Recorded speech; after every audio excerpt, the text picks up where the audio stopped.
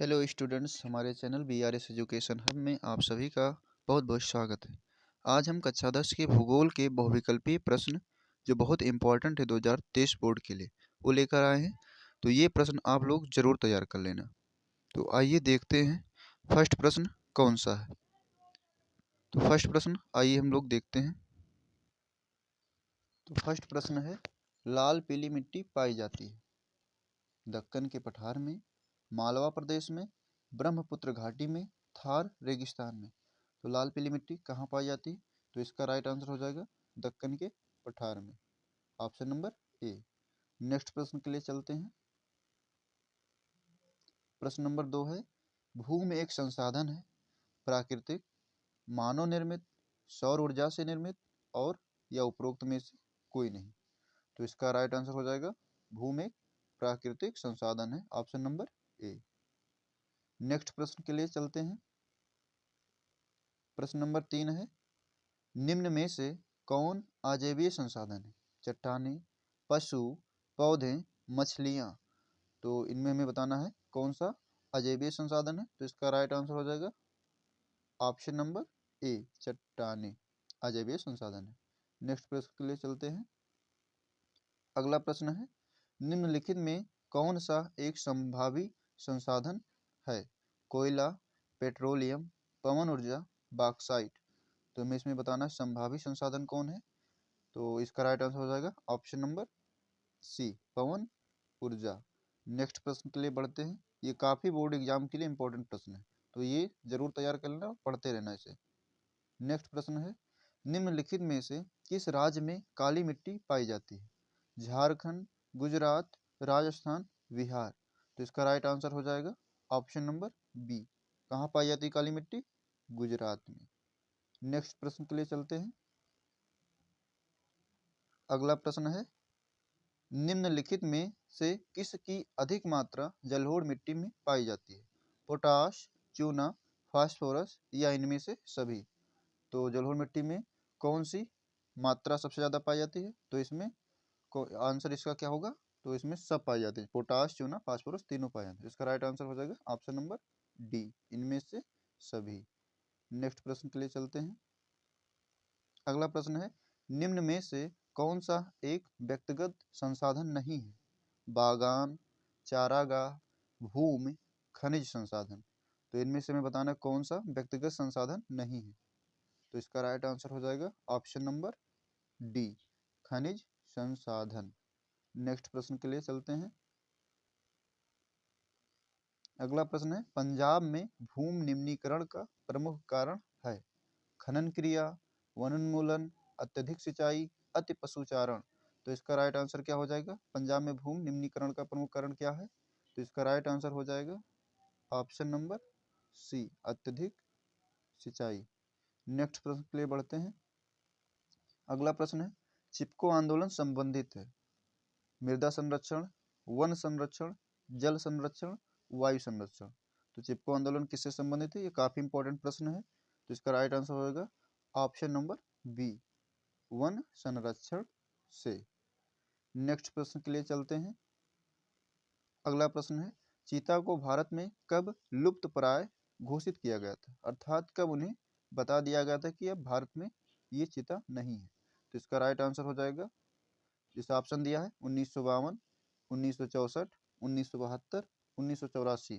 तो इसका right answer हो जाएगा ऑप्शन नंबर ए, 1952। नेक्स्ट प्रश्न के लिए चलते हैं। अगला प्रश्न है, देश के किन दो राज्य में जल की कमी रहती है? उड़ीसा और छत्तीसगढ़, बंगाल और झारखंड, बिहार और सिक्किम, राजस्थान और गुजरात। तो इसका राइट आंसर हो जाएगा ऑप्शन नंबर डी, राजस्थान और गुजरात। नेक्स्ट प्रश्न के लिए चलते हैं। भारत को विश्व की कुल वर्षा का कितना प्रतिशत भाग प्राप्त होता है? ये हमें बताना है कि जब टोटल विश्व में बारिश होती है तो उसका कितना प्रतिशत भारत में बारिश होती है। तो ऑप्शन दिया है 4%, 9%, 10% और 10%। तो इसका राइट आंसर हो जाएगा ऑप्शन नंबर ए, भारत में कितना प्रतिशत भाग प्राप्त होता है? 4%। नेक्स्ट प्रश्न के लिए चलते हैं। प्रश्न नंबर 13 है, सलाल बांध किस नदी पर बना है? महानदी, चिनाब, सतलुज, केसड़ा। तो सलाल बांध किस नदी पर बंधा है? इसका राइट आंसर हो जाएगा option number B, Chenab. Next प्रश्न के लिए चलते हैं। अगला प्रश्न है, भारत का सबसे ऊंचा बांध निम्न में से कौन सा है? भाखड़ा नांगल बांध, रिहंद बांध, दामोदर घाटी परियोजना, या इनमें से कोई नहीं। तो इसका राइट आंसर हो जाएगा ऑप्शन नंबर ए। भारत का सबसे ऊंचा बांध कौन सा है? भाखड़ा नांगल बांध। नेक्स्ट प्रश्न के लिए चलते हैं। कपास की खेती के लिए सबसे उचित भूमि कौन सी है? हमें बताना कि सबसे उपयुक्त भूमि कपास के लिए कौन सी है? काली मिट्टी, लाल मिट्टी, जलोढ़ मिट्टी, लेटेराइट मिट्टी। तो इसका राइट आंसर हो जाएगा ऑप्शन नंबर ए, काली मिट्टी। नेक्स्ट प्रश्न के लिए चलते हैं। अगला प्रश्न है, इनमें से कौन सी रबी की फसल है? धान, दालें, मोटे अनाज, कपास। तो रबी की फसल में बताना इसमें कौन से हैं? तो इसका राइट आंसर हो जाएगा ऑप्शन नंबर बी, दालें। नेक्स्ट प्रश्न है, भारत में निम्न में से सर्वाधिक चाय उत्पादक राज्य कौन सा है? असम, केरल, पश्चिम बंगाल, तमिलनाडु। तो सर्वाधिक चाय उत्पादक वाला राज्य कौन सा है भारत में? तो इसका राइट आंसर हो जाएगा option number A, Assam. Next प्रश्न के लिए चलते हैं। अगला प्रश्न है, निम्न में से कौन सी रेशेदार फसल है? कपास, जूट, प्राकृतिक रेशम, इनमें से सभी। तो रेशे इसमें कौन से फसल हैं? तो कपास में भी रेशा मिलता है, जूट में भी रेशा मिलता है, और प्राकृतिक रेशम भी रेशा पाया जाता है। तो इसका राइट आंसर हो जाएगा इनमें से सभी, ऑप्शन नंबर डी। नेक्स्ट प्रश्न के लिए चलते हैं। निम्न में से कौन सी रोपड़ फसल है? गेहूं, गन्ना, चना, मूंगफली। तो कौन सा इसमें रोपड़ फसल है? तो इसका राइट आंसर हो जाएगा ऑप्शन नंबर बी, गन्ना। नेक्स्ट प्रश्न के लिए चलते हैं। अगला प्रश्न है, चाय की खेती के लिए कौन सी मिट्टी सबसे उपयुक्त है? ये हमें बताना है। चाय की खेती के लिए सबसे कौन सी उपयुक्त मिट्टी है? लाल मिट्टी, जलोढ़ मिट्टी, पर्वतीय मिट्टी, लेटेराइट मिट्टी। तो इसका राइट आंसर हो जाएगा चाय के लिए सबसे उपयुक्त मिट्टी ऑप्शन नंबर डी, लेटेराइट मिट्टी। नेक्स्ट प्रश्न के लिए चलते हैं। अगला प्रश्न है, निम्नलिखित में से कौन सी एक रेशेदार फसल है? तो भी ये आगे पढ़ चुके हैं, चाय, गन्ना, जूट, रबड़। तो कौन सी रेशेदार फसल है इसमें से? तो इसका राइट आंसर हो जाएगा ऑप्शन नंबर सी, जूट। अगला प्रश्न है, निम्नलिखित में से कौन सी रबी की फसल है? धान, बाजरा, गेहूं, मक्का। तो इसका राइट आंसर हो जाएगा, कौन सा इसमें बताना है रबी की फसल है? तो इसका राइट आंसर हो जाएगा सी, गेहूं। अगला प्रश्न है, निम्नलिखित में से किस राज्य में सीढ़ीदार खेती की जाती है? कौन से राज्य में सीढ़ीदार की खेती की जाती है ये बताना हमें। पंजाब, हरियाणा, उत्तर प्रदेश, उत्तराखंड। तो इसका राइट आंसर हो जाएगा ऑप्शन नंबर डी। कहाँ की जाती है सीढ़ीदार खेती? उत्तराखंड में, ऑप्शन नंबर डी में। तो इसका राइट आंसर हो जाएगा ऑप्शन नंबर डी। नेक्स्ट प्रश्न के लिए चलते हैं। अगला प्रश्न है, चीन के बाद विश्व का दूसरा सबसे बड़ा चावल उत्पादक देश है? Myanmar, Thailand, Bharat, Indonesia. तो इसका राइट आंसर हो जाएगा, चावल उत्पादक देश में विश्व का दूसरे स्थान पर कौन है चीन के बाद? तो इसका राइट आंसर हो जाएगा ऑप्शन नंबर सी, भारत।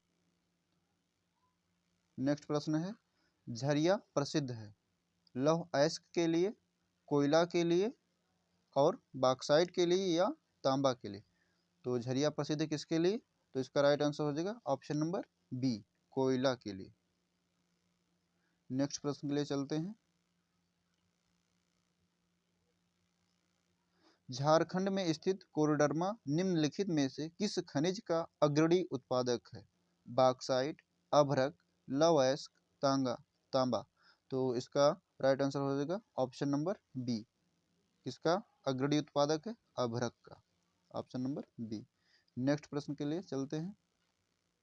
अगला प्रश्न है, मुंबई हाई प्रसिद्ध है तेल शोधक कारखानों के लिए, फिल्मी सिटी के लिए, गेटवे ऑफ इंडिया के लिए, या इनमें से कोई नहीं? तो मुंबई हाई प्रसिद्ध किससे है? तो इसका राइट आंसर हो जाएगा ऑप्शन नंबर ए, तेल शोधक कारखानों के लिए वो सबसे ज़्यादा प्रसिद्ध है। अगला प्रश्न है, हेमटाइट का संबंध किस खनिज से है? हमें बताना है इसका संबंध किससे है, तांबा से या बॉक्साइट से या सोना से या लौह अयस्क से। तो इसका राइट आंसर हो जाएगा ऑप्शन नंबर डी, किससे संबंध है, लौह अयस्क से, किसका, हेमटाइट का। नेक्स्ट प्रश्न के लिए चलते हैं। अगला प्रश्न है, कोरबा प्रसिद्ध है प्राकृतिक गैस के लिए, कोयला के लिए, सौर ऊर्जा के लिए, बॉक्साइट के लिए। तो कोरबा किससे प्रसिद्ध है ये हमें बताना है। तो इसका राइट आंसर हो जाएगा वी, कोयला के लिए। कोरबा किससे प्रसिद्ध है, कोयला के लिए। नेक्स्ट प्रश्न के लिए चलते हैं। निम्नलिखित में से कौन सा ऊर्जा का गैर परंपरागत स्रोत है? सौर ऊर्जा, कोयला, पवन ऊर्जा या ज्वारीय ऊर्जा। तो इसका राइट आंसर हो जाएगा ऑप्शन नंबर बी, कोयला। नेक्स्ट प्रश्न के लिए चलते हैं। अगला प्रश्न है, निम्नलिखित में से कौन सा खनिज आधारभूत है? मैग्नीज, अभ्रक, लौह अयस्क, तांबा। तो इसका राइट आंसर हो जाएगा ऑप्शन नंबर सी, लौह अयस्क, जो आधारभूत एक खनिज है। नेक्स्ट प्रश्न के लिए चलते हैं। ये प्रश्न काफी इंपॉर्टेंट है। भारत में वायु परिवहन का राष्ट्रीयकरण कब किया गया? 1950, 1953, 1960, 1998। तो कब किया गया था राष्ट्रीयकरण इसका? तो इसका राइट आंसर हो जाएगा ऑप्शन नंबर बी, 1953 में। नेक्स्ट प्रश्न के लिए चलते हैं। अगला प्रश्न है, पश्चिम रेलवे का मुख्यालय स्थित है, कहाँ स्थित है? मैं बताना, पश्चिम रेलवे का मुख्यालय दिल्ली में, कोलकाता में या मुंबई में या अमृतसर में। तो कहाँ स्थित है पश्चिम रेलवे का मुख्यालय? तो इसका राइट आंसर हो जाएगा ऑप्शन नंबर सी, मुंबई में। नेक्स्ट प्रश्न के लिए चलते हैं। अगला प्रश्न है, निम्नलिखित में से किस वस्तु का निर्यातक भारत नहीं है?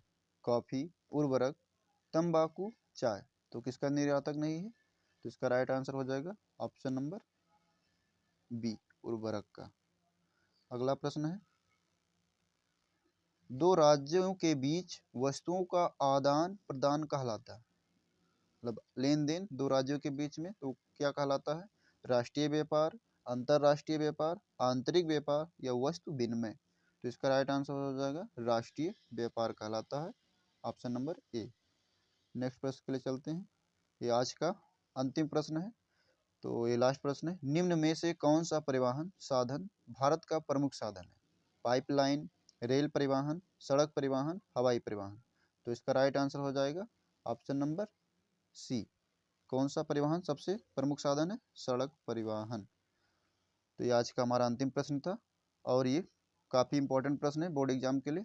तो ये अगर हमारा वीडियो अच्छा लगा हो तो हमारे वीडियो को और हमारे चैनल को सब्सक्राइब तथा लाइक और तथा शेयर करें। फिर मिलेंगे एक नई वीडियो के साथ, तब तक के लिए धन्यवाद। जय हिंद, जय भारत।